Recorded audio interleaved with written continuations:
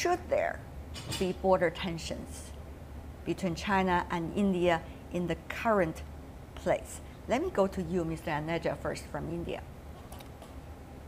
Well, there should not be border tensions at all between India and China, because the agenda of India and China as emerging economies is much bigger than just being locked up in a border standoff. So it should not take place at all, the border tensions. But in the specific area, why it has taken place, now there are two narratives here. There is an Indian narrative which talks about the change of status quo by China pending a resolution. This is in accordance with the 2012 agreement.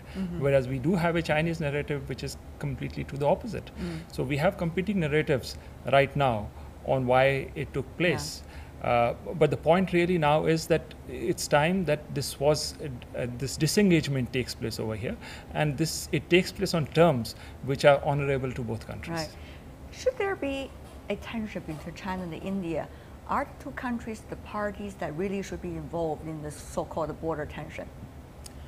I think Indian border troops crossing of China-Indian border in Sikkim sector is going to damage everything, damage whatever, all the efforts we have made over the 20 or 30 years. You know, since 1988, when Prime Minister Rajiv Gandhi visited Beijing, Indian-China relations have been improving.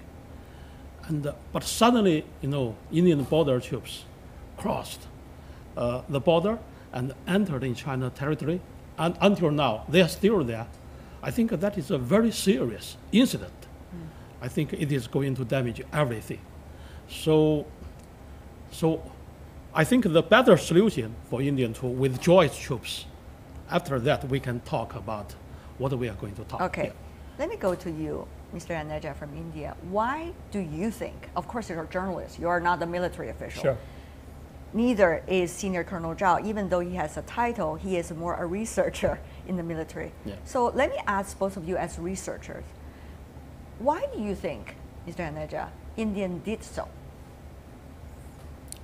Well, as I said, that there was a certain understanding between the special representatives of India and China in 2012 that pending a final resolution on specific areas in the Sikkim section, and that specific area is really the tri-junction area. Now,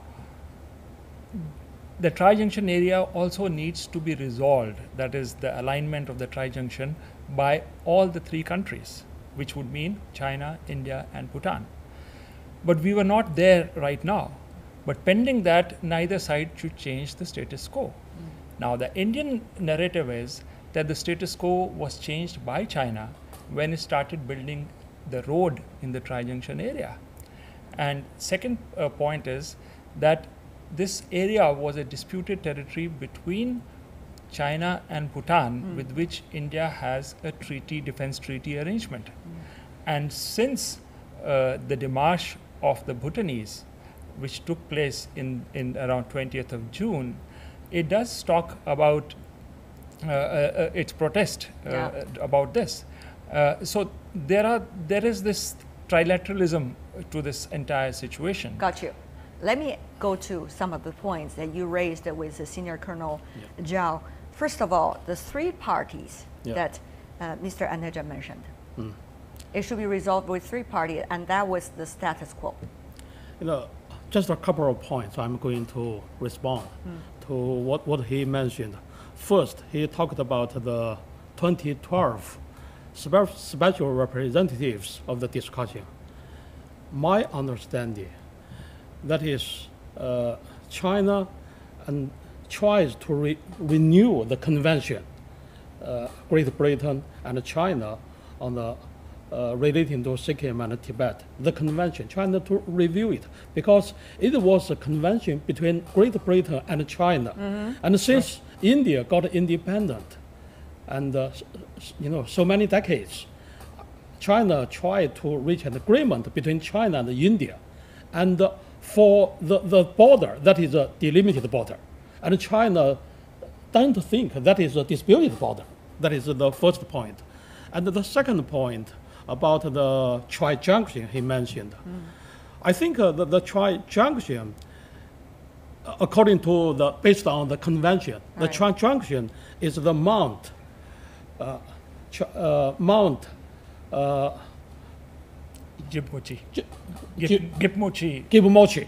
right, Mount Gipmochi. English name tends to be a little bit difficult. That is a point. And the place Indian border troops crossed, that is 2 kilometers north of the tri-junction. Right. So the place the Indian crossed, that is not a disputed area. That is China's territory. That is the Donglang or Doklam region, as you called it. So that is not a dispute. So what you're saying is from one point to a area that is not exactly what China is looking at, right? Yeah, China look at it. The junction, that is a point, not an area. All right, let's have Mr. Aneja to respond to that. No, it's very interesting that when we're talking of a point, it's not a geometrical point on a paper. It is a feature. It's something on the ground.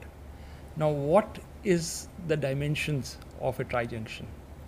That does it have a trijunction have a certain area? Or do you think?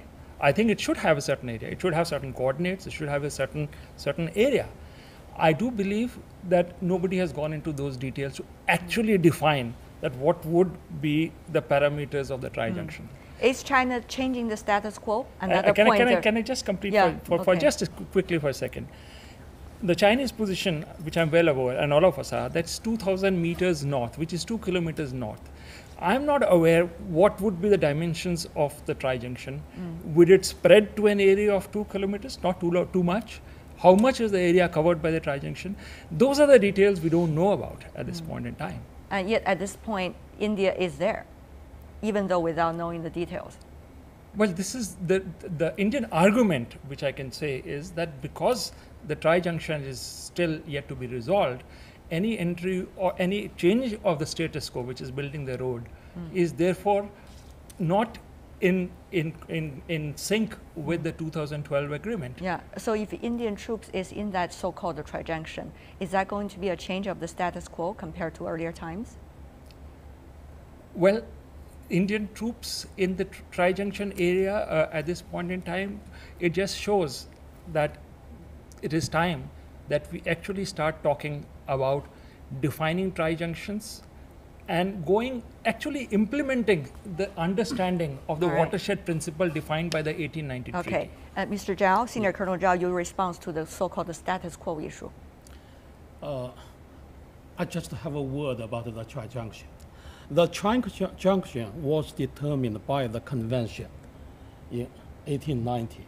So over the past 100 years, more than 100 years, each Indian government recognizes it. And they view as the border, the trijunction as the starting point of the border, the eastern point of the border. And they recognize it, but only this government, the Modi government, he tries to change it. That is about the trijunction. And I'd like to talk about the status quo. So China was appalled by that. Yeah. Okay. You know, China was building roads in its territory. Roads. And, you know, China tried to improve transportation in this area. Is it a change of status quo? That's the whole point. Sorry, as far as I know, you know, India has, you know, constructed so many roads, railways on the Indian side of the border, either in Sikkim or in the so-called Arunachal Pradesh. All right. Before we throw in a lot of geographical terms, because the audience might not necessarily familiar with every one of them, but let me just let you, Mr. Aneja, to respond to that as well. Did India, according to Mr. Zhao, change the status quo already over the past few decades by building so-called roads and also transportation means on the other side of the so-called border? Well, the point is that We are looking at a practical situation. No, please answer my question Yeah. directly before we go to the solutions, okay? Yeah. So what is the status quo for everybody? The status quo was 80-90, or the status quo was 2012? And since 2012, how many things have changed on the so-called Chinese side of the border, on the so-called Indian side of the border? Let's just answer that question directly. I think plenty has changed on both sides of the border. Yeah, so which changed first? Well, the point is that Chinese have been doing a lot of construction activity in Tibet. We are not objecting to that because that is not happening in this disputed particular areas. We have the entire road coming from Lhasa down up to Yadon. So what is your point? So my point is that similarly there is a lot of construction which has been done in states of Assam and northeast India as well. Okay. So these constructions have been going on as a part of a natural normal process. All right. Mr. Zhao. I think China has the right to construct the road in Tibet because it is within its sovereignty. That's precisely the It's point. like building roads in Beijing, right? Does it have anything to do with India? Similarly, India is constructing in areas where it exercises its sovereignty. Yeah. So where is the problem? The problem is really when it comes to the specific areas of the boundary alignment. All right, respond please. I think the fact is very clear. The Donglang area is a part of China, a part of Tibet. And India recognizes it. India has been recognizing it for more than 100 years. And now, Indian border troops crossed the border and entered China's territory, and they are still there. It not only changed the status quo, but also I think it is a great challenge or threat to China's sovereignty, to China's security, and China's territorial integrity. All right. Okay, let's just give it a break because I need to give some background information to our audience worldwide about exactly what these two gentlemen are talking about. You know, there are very complicated geographical issues over here. The boundary that they have been talking about in the Sikkim sector has long been delimited by the 1890 convention, which was signed between then the Qing dynasty from China and Great Britain, which was the time, you know, in control of India. After independence, India inherited this historical convention, and successive Indian governments, as the Chinese guest mentioned, have repeatedly confirmed it in the official documents, as you can see over here. In the year 1996, both sides signed an agreement on confidence-building measures in the military field along the line of actual control in the Indian-China border areas, agreeing as no activities of either side shall overstep the line of actual control. End of quote. That's just some background to our audience worldwide about what you exactly talk about. Now, there's another issue needs to be mentioned here. That is, what exactly is the relationship between India and Bhutan, and also between China and Bhutan about that specific area that is in controversy right now? Let's go with Senior Colonel Zhao this time first. Yeah. China doesn't have diplomatic relations with Bhutan, but China have connections with Bhutan, and over the past years, 24 rounds of bilateral talks on the border issues or various issues has been going on, including this area. Including this area, and Bhutan has never said that is a part of Bhutan. I mean the Donglang area. Because it's under discussion. He admits that is a part of China. All right. So Donglang area has never been a disputed area between China and Bhutan. So this is the issue between China and Bhutan, or between China and India, or actually between China and nobody?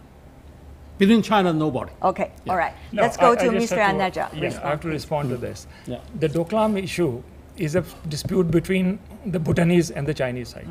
It is an area of dispute. The discussions. Why do you say so? Because it has been part of their rounds of discussions, as he rightly said. It starts in 1984. But right? he also said that there's no conflict between the two countries. The ambassador, the Bhutanese ambassador in New Delhi, has said publicly that this area, Doklam area, is a disputed area between China and Bhutan. So, and that And is why is also India there? that is also a part of the démarche which takes place from the Bhutanese side to the Chinese side. And why is India there? Now, India has there's two things. That India has inherited a treaty, which was 1949 treaty, where the defense of Bhutan was a responsibility of India. Okay, right? there's a treaty. And you 1949 treaty Yeah. was replaced by another treaty in 2007, which again has a security clause. Okay, that's and one so thing. Therefore, if there is any problem which the Bhutanese have in terms of their security, India is an automatic party which gets funnels into it because of the treaty obligations. That's the most important thing according to you. Okay, Mr. Senior Colonel Zhao, would you like to respond to that? There was a treaty and India was supposed to be there. You know, first, you know, there is no dispute between China and Bhutan on the Donau area. The border shared by China and Bhutan has not been finalized, but the two sides have a general consensus on the the border issue, and it is not including the Donau area. Okay, that is and the how first about point. all right? And the second point, even if there is some problem between China and Bhutan, that is something between China and Bhutan. These issues should be resolved bilaterally. It has nothing to do with India.